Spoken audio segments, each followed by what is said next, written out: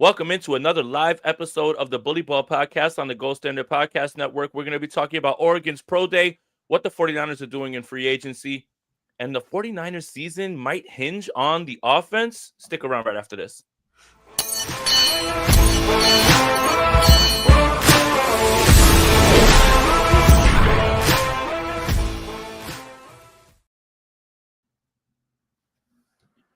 I'm Jason Aponte. That's Steph Sanchez. This is the Bully Ball Podcast on the Gold Standard Podcast Network, the only podcast that doesn't go on dark retreats and endorses the 49ers signing and drafting Kyle Williams. Steph, what's going on with you? What's going on, man? Great. How are you? Hey, man. Freaking out about every single non-move that the 49ers make, sarcastically replying to every special teams player, but let's talk about something that has to do with the draft before we start with any of this. Oregon's Pro Days today. Potential prospects: Derek Harmon, Tez Johnson, Connerly. Talk to me about who's at the Oregon Pro Day. Oh my God, there's so many great prospects, first of all, as you mentioned, but the 49ers apparently have 8 scouts or people from their scouting department at Oregon's Pro Day. This is by far the most that I've seen them allocate to a single school's Pro Day.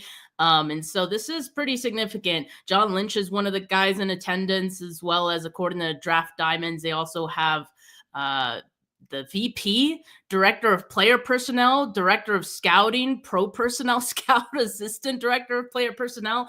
I'm going to wait to see some pictures to confirm some of this, but if this is true, that's pretty insane.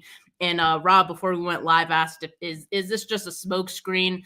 I think it's a little bit more than that. I legitimately think there's some great prospects there that make sense for the 49ers. I mean, you mentioned Derek Harmon. He's one that, very similar to the, mold of other 49ers that have graced this team from Oregon, right? Eric Armstead and Buckner. So they could go that route. Connerly's a good one. Burge, Caldwell, one of my personal favorites. The tight end, Ferguson. Tez Johnson, he knows how to get open. Bossa, there's just so many great players. But that's the thing, right? There's been a lot of pro days with a lot of great players that they have not had this many people in attendance for. So you gotta think that maybe there's definitely someone on their radar that they really like over there. I love this stuff because you're so good at understanding who's there. You guys are taking pictures of who's there. You understand who's the prospect, or you guys can identify. All I know is John Lynch. Everyone else, if you take a picture of somebody and you're like, "Who's this?" I'll be like, "I have no idea." But you do such great work, and all I'll say is, just prepare for the best special teamers that Oregon has. So don't worry about impact players. They're just going to go ahead and draft themselves another special teamer, right? Am I doing this right? I mean, based on the 49ers free agency moves, they're all in on special teams. So we have all this good stuff that's going on with the draft. Obviously, I'm joking, but that is a good place to start with free agency, as the 49ers have made more signings, but they are special teamers. So in the past, we've talked about the 49ers doing this and allocating money to the special teams unit and resources, right? 3rd round kicker, 4th round punter. You think that would cover it up, but they're doing that again. And I think they're doing it under the guise of the new special teams coordinator, who is going to reboot everything. But the 49ers seem to be really focused on the special teams unit, which was a bottom 2 unit. And the 49ers would have won a few more games last season if they were just a net 0 unit. I think the good news is they'll absolutely improve because it's hard to be worse. But they are at least paying attention to it. What do you think, Steph? Yeah, I mean, for the 49ers not wanting to do a lot of spending, it sure seems like they're at least willing to spend, and not a lot. These are probably the only types of players that they're interested in spending on right now, which are very cheap contracts for special teams. And it almost feels like, Kyle felt away about his dedication to special teams being questioned at the end of the season. And, it makes sense too. You got a new coordinator there to want to get some new bodies in there that, you have a vision for. So yeah, it seems like free agency has been focused on that entirely. And yeah, maybe they're hoping that their special teams can carry them to victory. Well, all it has to do is not give games away, right? I'm not expecting them to be a top 10 unit. That would be great. But if they were a net 0 unit, they'd be fine. And we've said that many times. There's some of the new arrivals as well, too. Jordan Mason's gone. Kevin Givens, Patrick Taylor, Mac Jones, McCorkle's here. Finally, Kyle's quarterback. Kyle Juszczyk is back. Richie Grant, Curtis Robinson's back. Luke Gifford, special teamer. Trey Brown, special teamer. Syria Neal, special teamer. John Weeks and Demarcus Robinson feels like the only one, and Luke Farrell are going to be the only ones who really have a chance to start for the offense one way or another, as Luke Farrell is going to be the blocking tight end, and Demarcus Robinson figures to see a bunch of snaps based on the idea that Brandon Ayuk is going to be missing some time, and they want some stability at the wide receiver position, and he's a veteran, right? So we'll see in 3 wide receiver sets, Jennings, Pearsall, and Demarcus Robinson. For the most part, all of these arrivals are special teamers or depth. And I think that's where what the conversation that we're about to have kind of ties into, and what the 49ers would have to do right before the draft as well, too. I don't want to leave that part out. The story of the 49ers 53-man roster is far from done, and the NFL draft is going to be where the 49ers clearly make it. Now, I want to start here. The pressure on the 49ers in this draft is so immense now. If it's literally gone from they're going to address all of these things in the draft to almost all these guys have to step in and contribute day one. And what type of pressure is that? No NFL franchise should have to be under the guise of 11 draft picks hitting, right? Like, let's think about this, right? We all want to upgrade a center on the offense, but for the most part, the offense is set. Offensive line, all your starters, you're good there. Defensively, defensive tackle, edge, linebacker, safety, another corner. These are where you're going to be addressing it. And the problem is that when you don't make these free agency moves, the NFL draft now is so pressure-packed because you can't take guys that are going to sit there and be one-year projects. You got to take guys that are ready to go. We thought last year was good with 4 guys, 5 guys, maybe 6 guys that are going to be contributors. But the 49ers need a similar return with at least 5 or 6 guys. Isn't that too much pressure, Steph?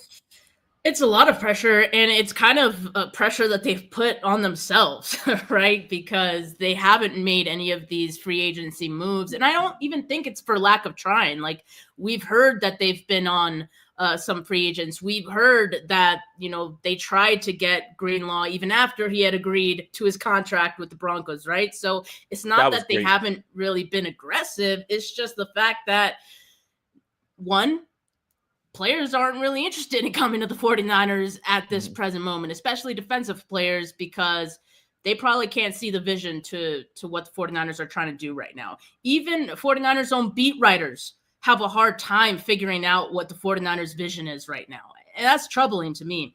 But that's one thing. Like, yeah, you're not going to be able to lure in free agents if your offer is equal to another team. Say you like the Eagles, you're going to be picking the defending champions on a new deal rather than the 49ers, who have a lot to figure out. So I think that's part of it.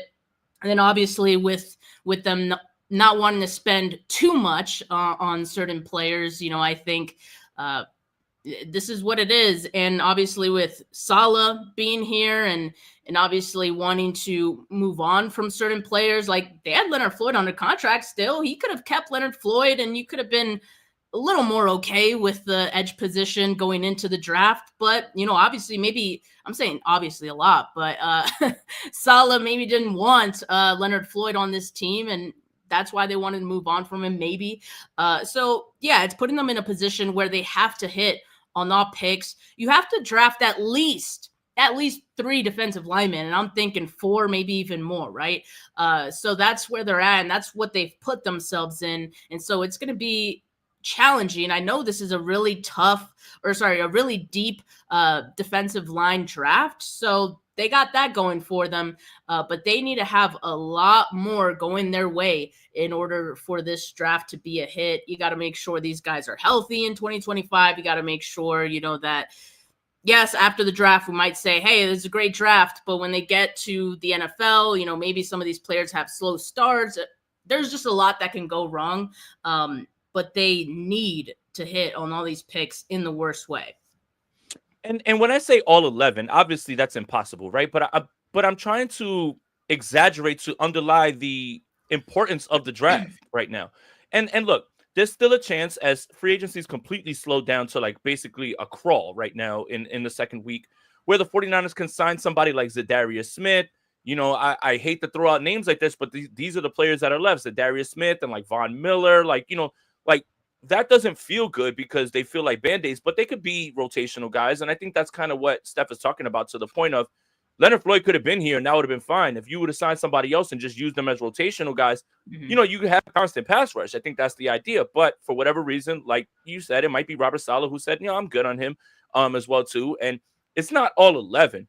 I'm just being hyperbolic to highlight the importance and how much they back themselves into a corner in this NFL draft, because regardless of the idea of whether you think the 49ers are going to have down the line guys, these guys have got to step in and take meaningful snaps today. Like, that's the thing, is it's not about development anymore. I mean, obviously the plan is to develop on the fly, but these guys have got to play today.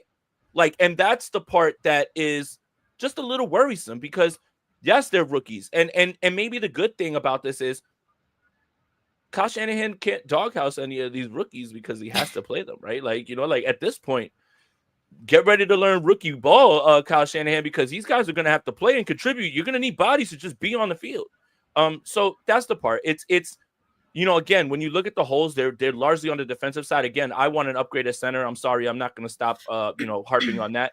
But 2 defensive tackles, an edge, a linebacker, a safety, a cornerback. These are big positions clearly on the defense. And Robert Saleh is going to have a lot of rookies playing a lot of meaningful snaps because of the corner that they backed themselves into, not even offering Azeez Ojulari 1 year for $6 million or Josh Oos 1 year for $4 million.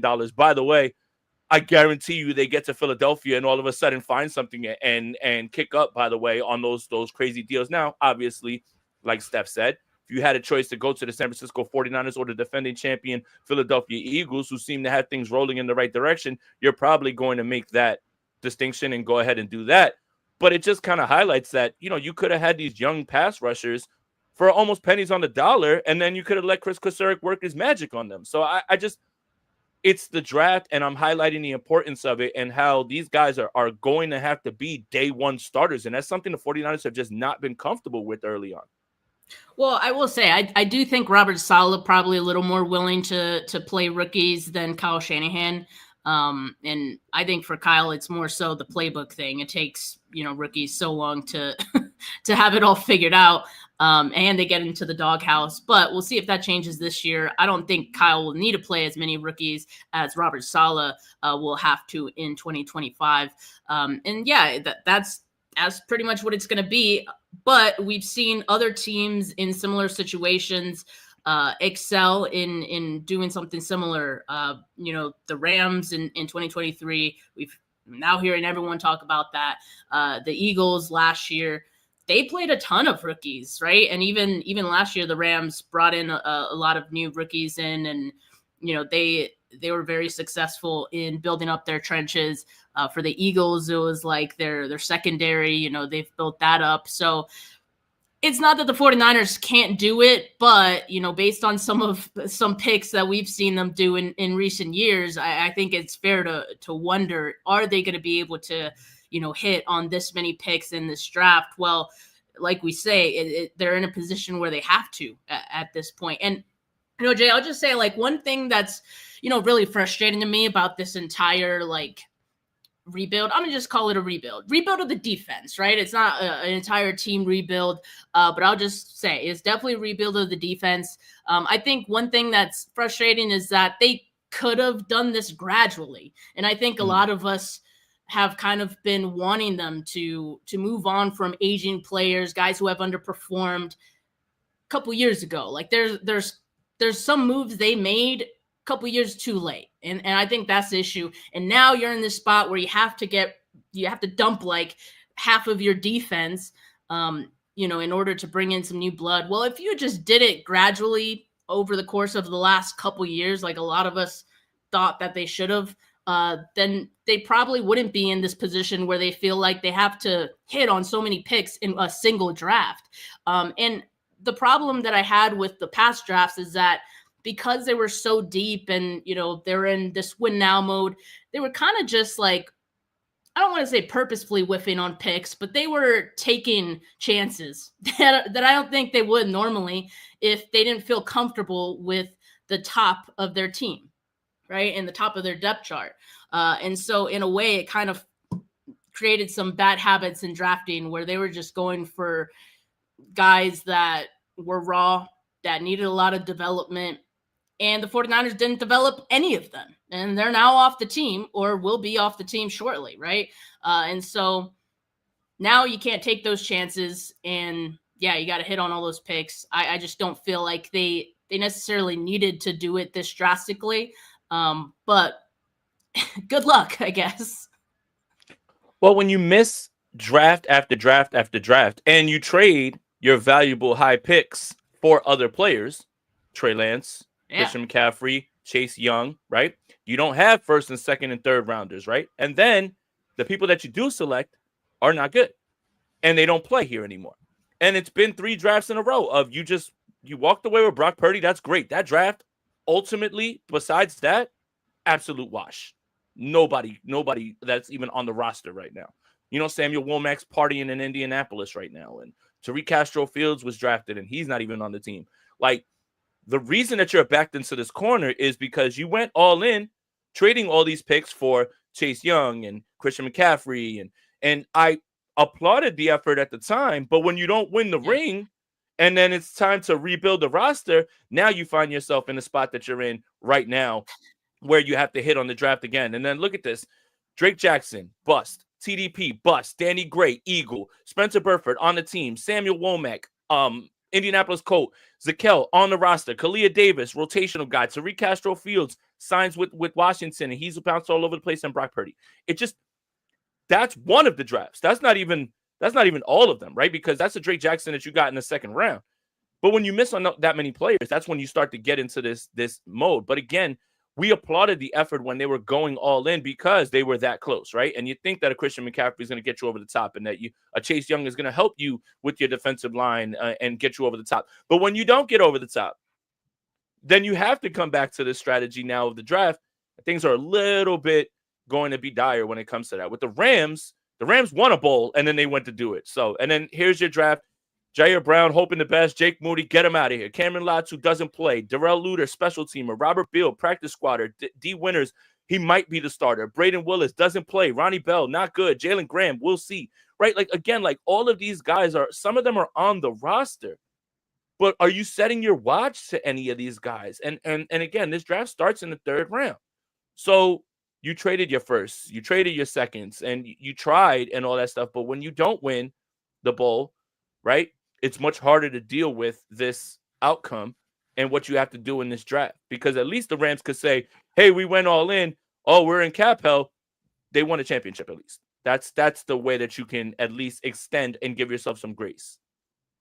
Yeah. And just looking at those drafts, it's just like, I know they didn't have first and they didn't have seconds. And it's like that to me, like, that's not even an excuse. Like, why are you drafting a kicker in the 3rd round? Like, you basically just threw that pick away. I mean, that you could have used on an impact player. You could have used on a player that could have, supplemented one of these, defensive players that you let go this offseason, right? You could have like the next man up right there. Instead, you took a kicker that may not even be on the team in 2025. Like, and just looking at a lot of those picks, that's just one. But like a lot of those picks to me were just kind of questionable. Drake Jackson was super raw coming out of USC. I think they could have done better with that pick. Like, not to get on a soapbox, but this just like, I just don't like the way that they handled, the last few drafts. It was almost an arrogant drafting in my Wasn't opinion. Almost. Yeah, because it was like, hey, we're good. I mean, just throw all we something need on is a the kicker. wall. Let's see if it sticks. Like, all we need is a kicker, and we'll plan the parade. We don't have any needs. We don't have any needs. Think about, like, exactly. And it's frustrating. It's very frustrating, but you can't, that's why I can't feel bad about the fact that, now in 2025, they have to hit on a lot of these picks. And it's not just that, it's like, even in free agency, there wasn't really an effort to, get some depth in like valuable depth that you can actually use beyond just special teams into some of these positions. And I'm thinking mostly defensive line. I'm very worried about the defensive line and what it's going to look like this season. And again, it's right now it's looking like it's just going to be a lot of rookies playing, and not to say that it can't be good, but yeah, shout out to D. Jarmond, member for 30 months. Wow, that's awesome. He says, smash that like button, spicy squad. Let's go 49ers. Hell yeah. I love that. So the conversation about this is just to highlight what the 49ers need to add on defense in the draft, right? You basically need 2 defensive tackles. You need an edge guy. You need a linebacker. You need a safety. You need another corner. But what if, and maybe because it's March 18th and I feel like being optimistic, and I'm very much tired of the pessimism about everything and, the constant arguing back and forth and everything. What if I laid this out for you? Given the 49ers' 4th place schedule, given the fact that the 49ers are going to have all of their starters essentially back, aside from Brandon Ayuk, is it time for Kyle Shanahan and the offense to do the heavy lifting for the defense? In 2019, the 49ers defense was excellent, and the 49ers offense was behind it. Still a very good, efficient offense. And every other year that the 49ers have competed, the defense has been on par with the 49ers offense. Aside from the year that they made the Super Bowl, the offense was historically efficient. But Steph, why do I have this strange feeling that the 49ers are still going to win 10, 11 games, and it's going to be on the back of this offense and the fact that Kyle Shanahan and this offense is still largely intact? Am I crazy? Am I sipping is there something that's in my coffee that I didn't put in here? Because when I was going through the power rankings that everybody's essentially put out today, going into the draft and post free agency, everyone says, well, yes, the 49ers have had an exodus of talent on defense, but Robert Saleh's there, so they should improve a little bit. But the offense is still largely intact, and we think Kyle Shanahan's still a very good offensive coach. What do you think, Steph? I mean, obviously, I think this is how the 49ers are probably thinking right now, right? I mean, yes, they've made a lot of sweeping changes to the defense, but not a lot to the offense. So I think in their mind, yeah, they do probably feel that they could do this rebuild of the defense and still be competitive. And again, if we're going optimistic, my thought would be, why not, right? I mean, you have an easy schedule, this season. The Seahawks are also, rebuilding some things over there. Arizona's still not that good. And, you could compete with the Rams. But yeah, I think if Kyle Shanahan's going to be a little more focused on the offense than maybe we feel that he has been in like the last 2 years, right? Because he's had a medal, I think, with the defense a little more than he would have liked, just things being as they were. If he's going to be a little more focused, then yeah, I think we can expect and hope for an improvement in this offense. And you have a lot of the returning guys who have been big to your offense. George Kittle, if they could get something done with Brock Purdy, he's going to be the guy and hopefully able to carry this offense. Christian McCaffrey, if he's going to be, 100% healthy, they feel good about that. Yeah, I see why not, right? So I think that's the approach that the 49ers are taking. They could put points on the board, and the defense will figure things out as they go. Obviously, they have a lot of trust in Robert Saleh. There's a reason they put on a full court press for him, and it gave them the ability to be able to do this, right, at this point in time. So, yeah, I mean, I think that's definitely what they're going for. We'll see if it works out. I do still think there's some improvements they can make on the offense, but obviously for the 49ers, like maybe they feel those are secondary, right? Like the one biggest thing they still need to upgrade, and it's pretty big, is center, right? Like you need to have someone at center. There didn't seem to be an effort to compete for the services of Drew Dahlman or any of the other centers that were available in free agency. And you can see why, like those guys got paid, right? The 49ers not trying to get into any bidding wars for a center. And so they seem comfortable going into camp as of right now, right? We don't really know. Things could change. It could bring in someone else. But as of right now, it seems like they're comfortable going Jake Brendel, Hennessy, and, Ben Barch, Nugent, maybe Nugent, Nugent Nugent, competing at or center, maybe or Zakel. or is it Cal? So which, if any of those guys can be better than Brendel, again, it's kind of Not a like high what you're bar. saying about exactly is what you were saying about special teams. Like he was one of the worst, man. It can't be that hard to be better. So maybe that's what they do. It seems like that's what they'll do. And so they feel fine about their offense, it seems. And yeah, as long as center could be improved, I see no reason why that can't be true. And the thing is, the 49ers last year were fourth in passing yards per game. And I think 49er fans, because we've been watching this mass exodus of players and watching free agents sign in other places, we're kind of undervaluing the offensive pieces ourselves. You know how many teams would kill to have George Kittle start for a tight end for them? Even Christian McCaffrey at this stage of his career have a quarterback as solid as Brock Purdy. Even have somebody like Jawan Jennings. Like I talk to a lot of people who are fans of other teams, and they tell me all the time, "My God, that Jawan Jennings guy, and we're like, yeah, we know because we've had him. You know how many teams would kill to have these sort of weapons? So I think the argument is twofold. Is the offense, the sum of its parts is still very good. It may not be as good as it's been in previous years because Brandon Ayuk's not going to start the season, and we're going to find out a little bit. But the sum of its parts is still a very good offense that actually moved the ball very well. If they improve even a little bit in the red zone, now we're talking.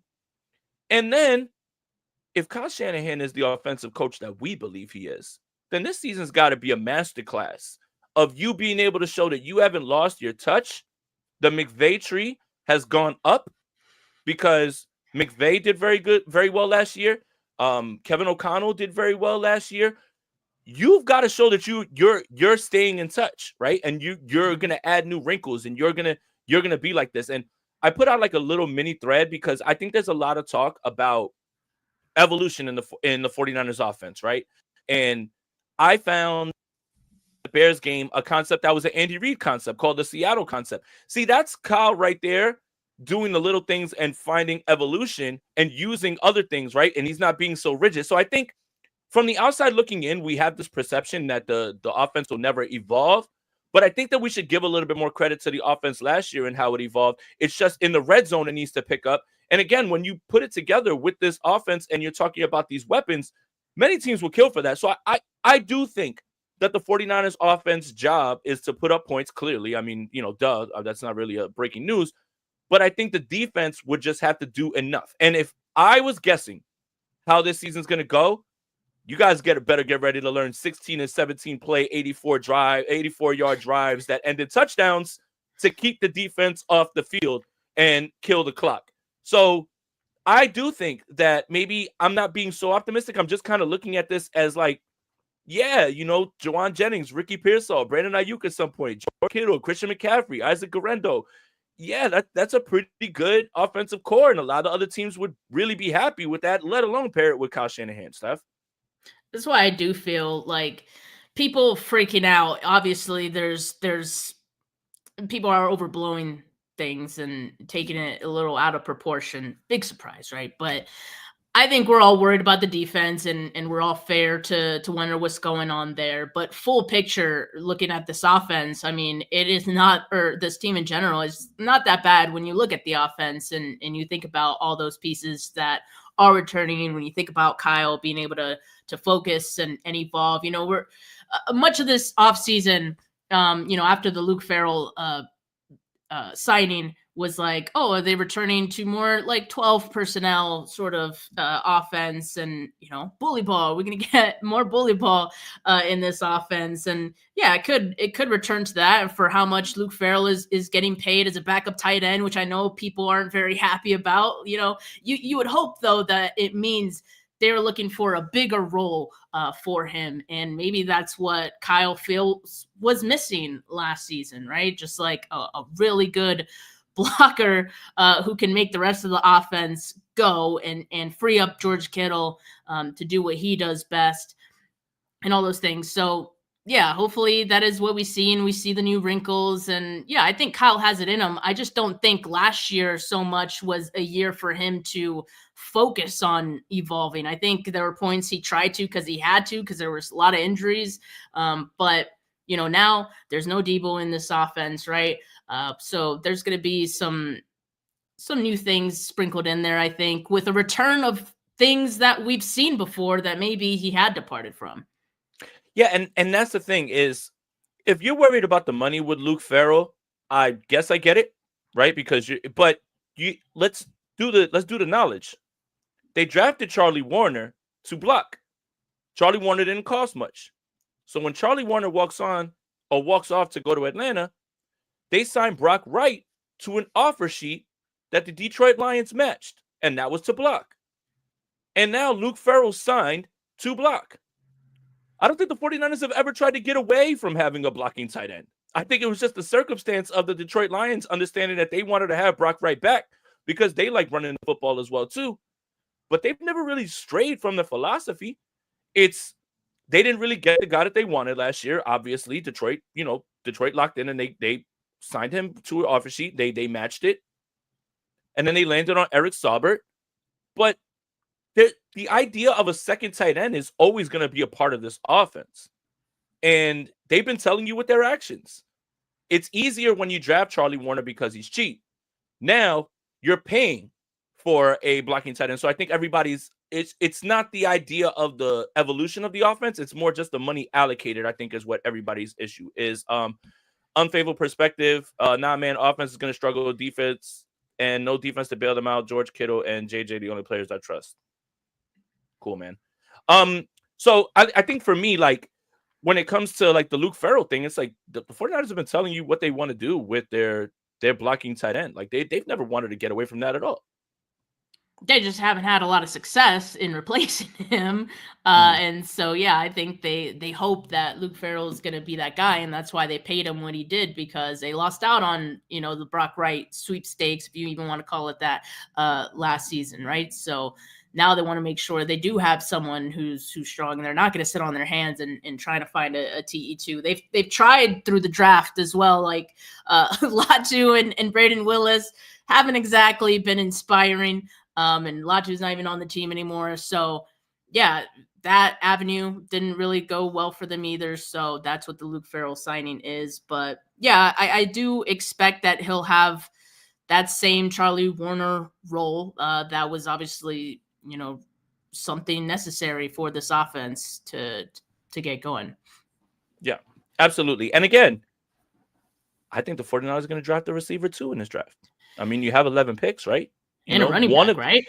Right? And a running back. And a running back for sure. Now that Jordan Mason's gone, what you mean? We're right back in it. Oh, yeah. Trevor Etienne, come on down, pal. He said, You're the next 49er. No, let's do a Kyle impersonation really quick. His conversation to Jed. Jed, well, I just traded away Jordan Mason. So, I'm gonna need another running back this season, and hopefully maybe in the third round. Don't you feel like the one move that they allowed Kyle to make was Mac Jones? Yeah, they took that from him. You're talking about free agent move. Free agency. Yeah.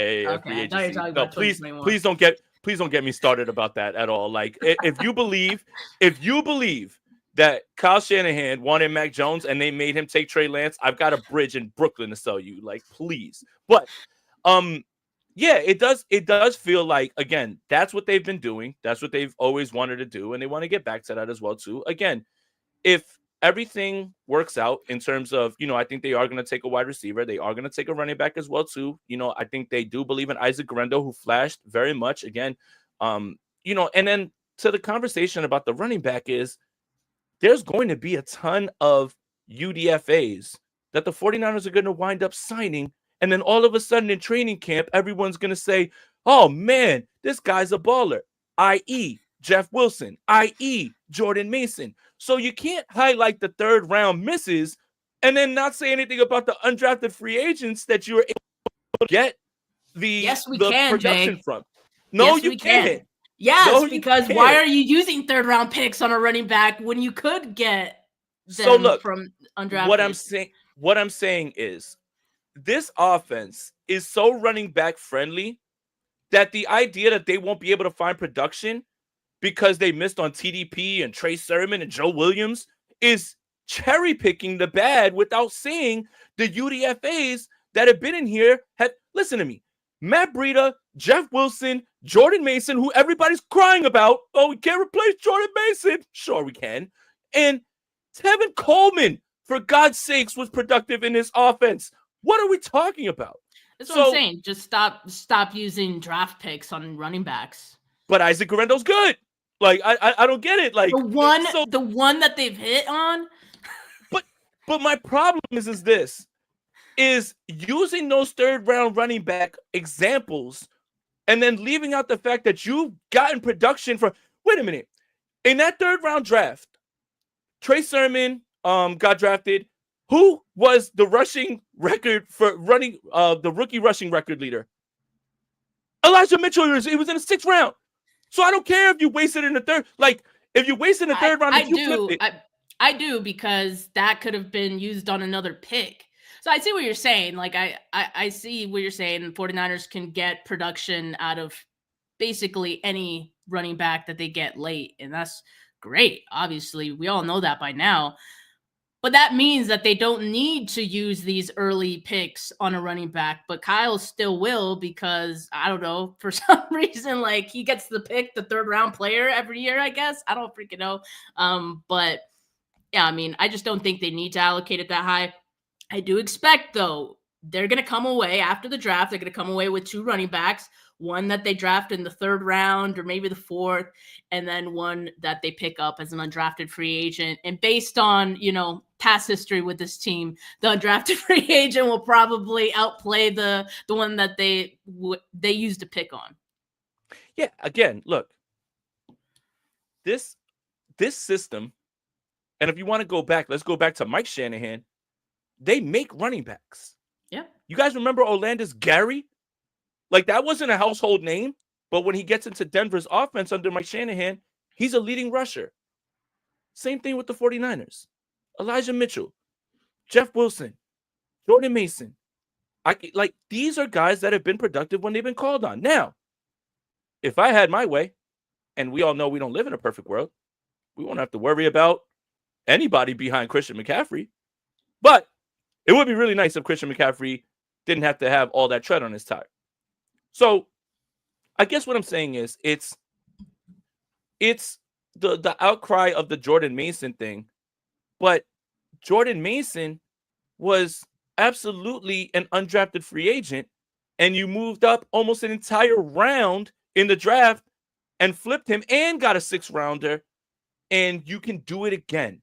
There's other Jordan Masons out there. So I guess that's my rant on the Jordan Mason thing, because I just saw too much outcry about a running back that is easily replaceable, because you can find a guy who can run the football as well. And they've done it over and over and over. And that's what the system is conducive to. So, all right, if they draft somebody in the 3rd round and he thinks, okay, but if they get somebody in the 6th round, then you'll sit there and you say, all it's is a wasted well. pick. Yeah, they're going to find someone. I'm not worried about that. That's why this offense, for me, is in a good spot. I'd love to see Christian McCaffrey get less run, and you use other people. I do believe in Isaac Guerendo. I think he allows you the flexibility to call the same plays that you would with Christian McCaffrey. He can catch the football, former wide receiver. That's very good, right? Like, his skill set, and he's a home run hitter. Let's not forget, he would have had 2 more touchdowns if he didn't just slide at the one. I don't understand what he was doing. Like, if he wanted to get those touchdowns, and then when he was pressed into duty, he was very good, right? Like, when he had to start, I think people forget that, because Jordan Mason was playing, and Jordan Mason, while he was good between the 20s. He couldn't finish in the red zone, and then he got hurt. So again, I just think they'll find a way to get that done. I am less and less worried about the running back position, but in a perfect world, Christian McCaffrey should be healthy all the time. And the world is not perfect. Of course not. But and Isaac Rendo has dealt with several injuries himself, so Hmm. he might be the new Elijah Mitchell. I'm hoping not, but yeah, this is exactly why the 49ers will need to draft another running back and get a couple other bodies in there. Uh, Again, to just help the tread on Christian McCaffrey. You don't Yeah. want to use him any more than you need to. But that's the thing. That's part of the evolution that we want to see. Like, and Kyle's done it before Hmm. where he uses committees. Just because you have Christian McCaffrey and he's like one of the best running backs in the game does not mean he needs to be in there every single snap. Like you could switch it up now. Someone like Arendo and maybe whoever they draft is gonna make them feel hopefully more comfortable with alleviating some of McCaffrey's role a little bit. Yeah, 100%. And that's all I'm saying. We're gonna find out how this plays out, but I have less reservations about the offense than obviously the defense, and that's not even really going out on a limb. I still believe that the 49ers offense is still up at the top of the league, and you can see fourth and passing yards, they get back to running the football. If they convert in the red zone, we're talking about a completely different team, right? And for the most part, there was plenty of games where special teams gave a game away, or Ronnie Bell can't catch the football, or like there's context that needs to be added to all of this, right? And I think that's the part where when I left this season and watching it again, the offense was the least of my worries. The only thing that really worried me about the offense was the red zone offense because they weren't converting in touchdowns. But the defense down the stretch gave games away. The special teams gave games away. That's the stuff that you really need to harp in and fix. And I'm not trying to scare anybody because, obviously the defense is going to take a step back. But yes, I honestly, I don't have as many reservations about the offense because they've shown that they can move the football. And it's not going to be hard to be better than they were in the red zone last season. So, yeah, maybe there is a little whiskey in my coffee and I'm feeling a little optimistic, but I'm just kind of tired of everybody, not seeing at least a little bit of the bright side here, especially when you pair it with the fourth place schedule that they'll be facing. I wouldn't be surprised if a good portion of Kyle Shanahan's offseason has been allocated to just drawing up new red zone plays. And just making sure that's the one thing that they improve on, if nothing else. If just that, like, they will be a hell of a lot better than they were last year. Like you're saying, like, and Kyle knows that. So I'm sure that's one of the things that he's working on. Yeah. And look, again, anything can happen, right? It is what it is. Obviously, right now, it's March 18th. There's no draft. I mean, the draft is 36 days away, whatever it is. We'll figure this out. Right now, the skeleton of the 53-man roster is in place. But, who knows? Are the 49ers going to use all 11 picks? Do they, who they, like, again, I think largely they're just going to address the defense because they just have more holes on the defensive side of the ball than they do offense.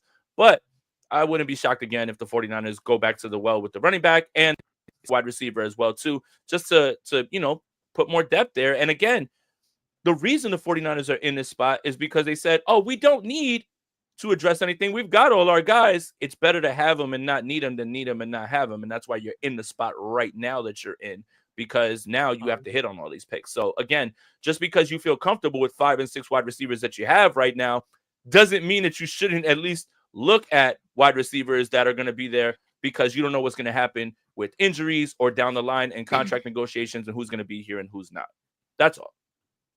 Tez Johnson? Kyle Williams, Jalen Noel, come on down. No, stop playing. ready to learn the doghouse, buddy. Get ready to learn to Bartle away, pal. But yeah, and then the other thing is too, the running back group this year, it's one of the deepest. It's been in a long time. Like, there's going to be plenty of productive running backs in this league and in this draft. And it doesn't have to be high in the draft. And there's going to be guys, UDFAs, that the 49ers are going to wind up bringing in. And who wouldn't be shocked if Izzy, I can't say his last name, so I'm just going to say Izzy, is the next running back. Is the next running back guy that all of a sudden starts to pop, in training camp, where they're just like, get him the ball, right? Like, that's how we started with Jordan Mason. So again, I just have this different view right now of everything, and it just feels like the 49ers offense is the thing that I'm not as worried about, far more worried about the special teams and defense. Yeah, I'm with you. We got to latch on to any positivity that we can, and right now, maybe that is the offense. So, I mean, we don't got much on the defense, but even then, if we are gonna go all in this episode on being positive. Like, the 49ers still have Nick Bosa. They still have Fred Warner. They still have Deommodore Lenoir. Like, there's still those like pieces that they need and is going to make that transition to, this next era of this 49ers defense. It's going to make that transition a lot easier when you have those guys, those cornerstone guys on your defense. 100%. And that's the thing is, like I was saying with the offense, you know how many teams would kill to have their core beat Nick Bosa, Fred Warner, George Kittle, right? Like Yeah. Trent Williams, even for one more year. Like we have lost sight of the forest by staring at the trees of just the losses. And I understand these are impactful players, but again, we knew that almost all of these players were going to walk. And if you didn't think that they were going to walk, the 49ers have addressed, except for Dre Greenlaw, have addressed every single one of these losses in the draft the year before. Talanoa Hufanga lost his job to Malik Mustafa. And that Bernardo Green's here because Charvarius Ward was going to walk. So it shouldn't shock you. But the sheer names and the talent level is the part of that they're going to have to replace. And you just have to hope that they have the plan in place, in the draft. Like for me, I wasn't shocked with any of those things. But offensively, just upgrade the center, please. That's all I'm asking. If we're going to run it back with Pooney and Barch and Trent and McKivitz, fine, but please just fix the center and things will go a lot better, in my opinion, for this offense. But I'm pretty good with the offense. Look, Steph, if we got on here and we were doom and gloom, people would yell at us. If we're on here, someone's going to yell at me and say that I'm being too positive. There's no right or wrong way to do this, one way or another, but I just really feel a lot better about this offense moving forward based on the coach, based on the sum of its parts, and based on the fact that I think that Brock Purdy's a pretty good quarterback as well, too, man. And if the 49ers feel that way, then they should pay him, right? So hopefully that's something that they get done soon. What am I starting? They need to pay him. You know what you're starting. They need to pay him. Like, literally need to pay him. No, what you're starting. No, I didn't even mention McCorkle in all this and what I think about that. But they need to pay Brock Purdy. If they like him, get it done so we can move on with our offseason and at least have that taken care of. And I think that will go a long way to making people feel better about this offseason and the offense going into 2025. Yeah, I understand. And look, we got a little bit of time. Right now is going to be the dead time in between the draft. And again, we're just projecting what if there was a game Sunday, and thank God there's not. So, we have time, to figure this out right now or whatever. So, yeah, I don't think you and I have talked about Mac Jones, have we? No, not this week. Okay. Well, no, wait. We didn't talk about him last week, did we? Because it didn't happen. I don't think so. All right, no, so we didn't talk about him last week. Let's close the show here. Mac Jones is a fine backup quarterback. Mac Jones is going to, if he is thrown into the fire, will operate this offense pretty well. Mac Jones is thinking that he wants the Sam Darnold stimulus package so he can throw himself into the starting quarterback conversation whenever he hits the free market again. Mac Jones is not here to be used as leverage in Brock Purdy's negotiation. But Mac Jones is here if things go completely left with Brock Purdy and he decides to hold out and he doesn't want to play for whatever reason, which I don't think will happen. But that's leverage. It sort of is, but it's not. At the very least, it's a hedge. And it's very much a hedge. That's all I'm saying about, Mac Jones. Like, I think it's a hedge, which in turn does give you some leverage because you're protected should the least likely scenario of Brock Purdy holding out happens. You do have someone who can start games. I mean, and he may not be as good as Brock Purdy, but I think the 49ers would be okay with that if it comes to that. They don't want it to come to that, which is why it's like, hey, we got Mac Jones. You can hold out if you want to, but we'll be fine kind of thing. So in a way, I think it's to discourage Brock from holding out. And if he does decide to do that, they're protected. So I think it's a smart move regardless. I don't think he's a threat to Brock Purdy at all.